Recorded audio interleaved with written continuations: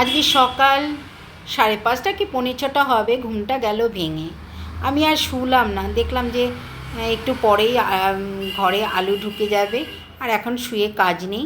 তো কালকে ছাদের থেকে সমস্ত জামাকাপড় খাটের ওপর ফেলে রেখেছিলাম, সেগুলো এখন গোছ করে বিছনাটাকে একটুখানি গুছিয়ে গাছিয়ে পরিষ্কার করে রাখবো। কারণ ঘরে দেখবে বিছানাটা যদি এলোমেলো থাকে না, ঘরটা দেখতে ভালো লাগে না। বেশ সুন্দর করে খাটের চাদরটা টান টান করে মেলে দিয়ে একটু ঝেড়ে দিলে বেশ ঘরটাও বেশ সুন্দর লাগে, আর মনটাও ভালো লাগে। তো দেখো, তোমাদের দাদাভাইও উঠে পড়লো, উঠেই বললো একটু চা করো। চা আমি চাটা বসিয়ে দিলাম। কি রান্না করব প্রত্যেকদিনই একটা আমার ভাবনা।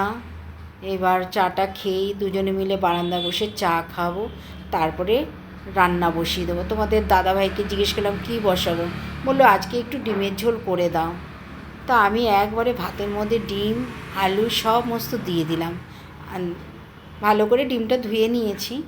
যাই হোক, কিন্তু প্রত্যেক দিনই আমি তোমাদের দাদাভাইকে করে দিতে চাই, কিন্তু এত তাড়াহুড়ো করে যে সমস্ত করে উঠতে পারি না। খুব তাড়াতাড়ি যায় তো সমস্ত ঘরের কাজ করা, রান্না করা, আবার তোমাদের দাদাভাইকে গুছিয়ে গাছিয়ে রান্না করে দেওয়া, সেটা আর করে উঠতে পারি না। চেষ্টা করি প্রত্যেক দিনই যে অনেক কিছু রান্না করে খাওয়াবো, কিন্তু করে উঠতে পারি না। আর তোমাদের দাদাভাইও সময় দেয় না, যা হয়েছে তাই দিয়ে দাও, বাকিটা পরে করে নিও, আমাকে যা হয়েছে। তখন মোটামুটি এক তরকারি ভাত করে, কোনো দিন ডাল একটা তরকারি, বা কোনো দিন একটু ডাল ডিমের অমলেট বা একটু ভাজা করে তোমাদের দাদাভাইকে দিয়ে অফিসে খেয়ে যায়, আর বাকি রান্না আমি পরে করি, তখন তোমাদের দাদাভাই রাতে এসে খায়। তো আজকে সেই রকমই বলে একটু করো, একটু ডিম আলু দিয়ে একটু তরকারি করো। রিতার খুঁটিনাটিতে সকলকে অনেক অনেক স্বাগত। আশা করি তোমরা ভালো আছো, সুস্থ আছো। আমিও তোমাদের ভালোবাসায় খুবই ভালো আছি। দেখো, সমস্ত ঘরের রান্নাবান্না করে কাজ টাজ করে স্নান টান করে পুজো দিয়ে নিয়েছি। এবার তোমাদেরকে দেখাই কী কী রান্না করলাম। দেখো, ভাত রান্না করেছি, আর বড় বড় আলু আর ফুলকপি দিয়ে ডিমের বেশ ঝোল করেছি, আর একটু বেগুন ভেজেছি। যেহেতু তোমাদের দাদাভাই বেগুন খায় না, তাই আমার জন্য বেগুন আর একটু ডাল করেছি। এই আজকে রান্না। আর দুপুরে দেখো তো আমরা দুজনে বেশ গুছিয়ে নিয়ে খেতে বসে পড়লাম।